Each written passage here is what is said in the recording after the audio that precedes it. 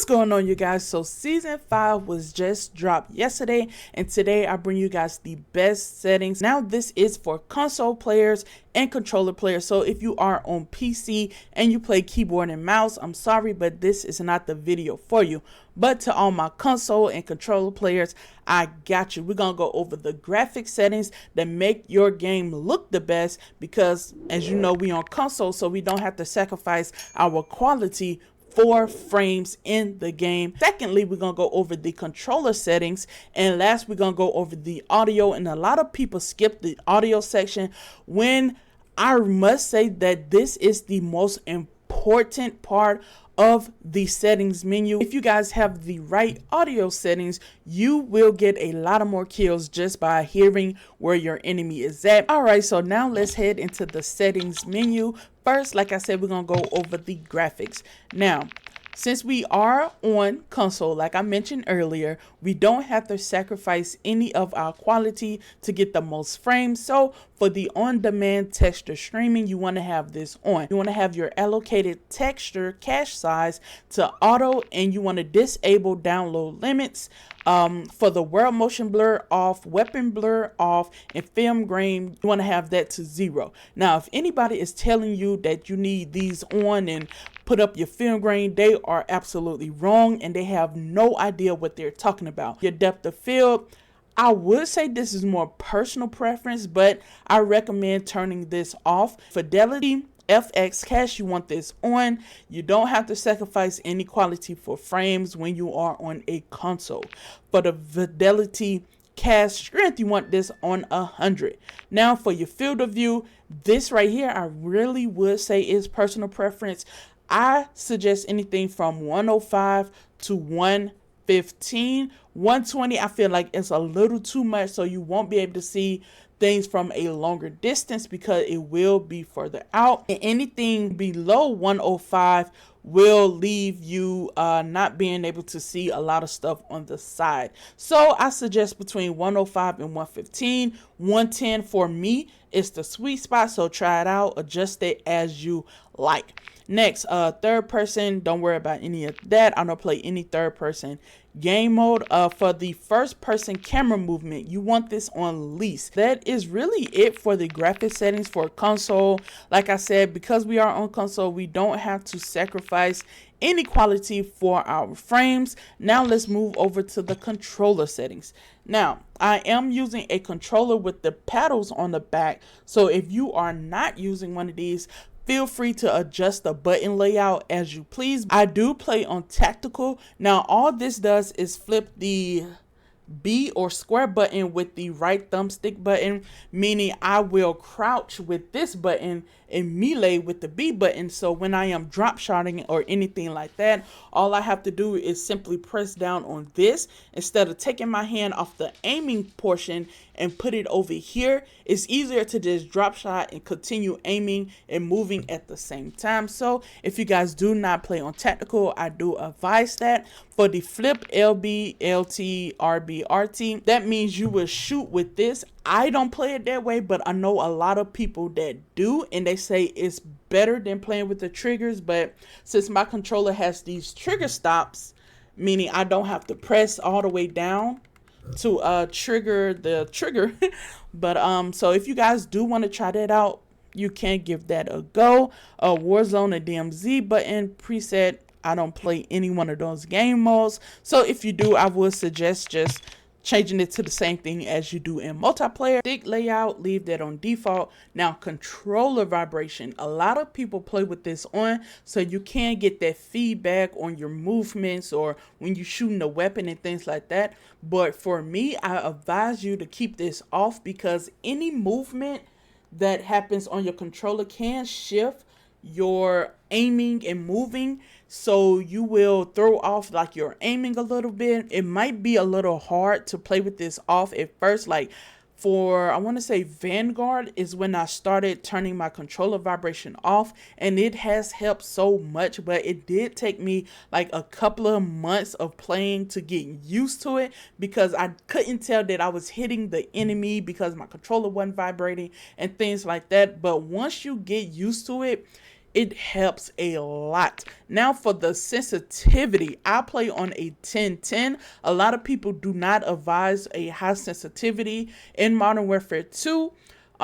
This is what I am comfortable with. It's not too fast to where I'm missing the shots that I do take, and it's not too slow where it takes a long time to actually aim on my enemy target. So this is personal preference, adjusted to how you like. Aimed out sight behavior, you want to have that on hold. Change zoom shared input, put this on sprint, tactical sprint focus. Automatic sprint, I do have that on automatic sprint and not automatic tactical sprint, because when you are running and your enemy sees that you are on a tactical sprint, it's easier for them to shoot you, and you will have a slower reaction time than if you was just on a automatic sprint, because with the tactical sprint your gun is in the air versus you still running fast but your gun is, you know, pointed forward pretty much. Now the equipment behavior, I have that on hold. Weapon mount activation, aimed outside in melee. Interact reload behavior, now I do have this on tap to reload. Armor plate, apply all. Now you want to press your bumper button to go over to the advanced tab. I don't know if a lot of people don't know that this section exists, because you might not be looking at the top of your screen to see that you actually have another section with the controller settings, but you do want to go over to the advanced tab. Now target aim assist, I do play this on aim assist type. A lot of people play on default, and a lot of people used to use Black Ops, myself including, but over the past updates and things like that, they have actually nerfed that. So default is really the best one. Now aim responsive player type is really kind of personal preference. I would suggest you playing around with this, go into like a bot lobby and seeing which one helps you. But a lot of people do play on dynamic. For me, I found linear works the best. Now your aim down sight sensitivity multiplayer, you want to put this on 1.0, and your transition timing, you want to put that on instant. It should not be on anything else but instant. Sensitivity per zoom, you want to have that on. You could adjust these as you like and put DES on. This is what we need to go over. Now for the left stick and the right stick minimum, you want to put this all the way down to 0, go into a bot lobby, and if you have any kind of stick drift, you want to move that up until it's not drifting anymore. For me, it's on 0.05 for both. Now the left stick max and the right stick max, you want to put this on 99. Your left trigger and right trigger, you want to put this on 0. Now your controller orientation, leave that on up. Do not touch this at all, because quite sure you don't play like this or like this, so don't worry about that. Now for your movement, your tactical sprint behavior, leave that on toggle. Auto move forward off. Tactical sprint behavior, single tap run. Grounded mantle off. Automatic airborne mantle partial. Ground mantle off. Inverse slide dive behavior, you want to put this on hold to slide and tap to dive. Plunging underwater movement, parachute auto deploy off. Sprinting door bash on. Ledge hanging mantle behavior, this right here is actually personal preference. Mine is set on mantle behavior. Auto aim down sight stick swap off. Backpack off.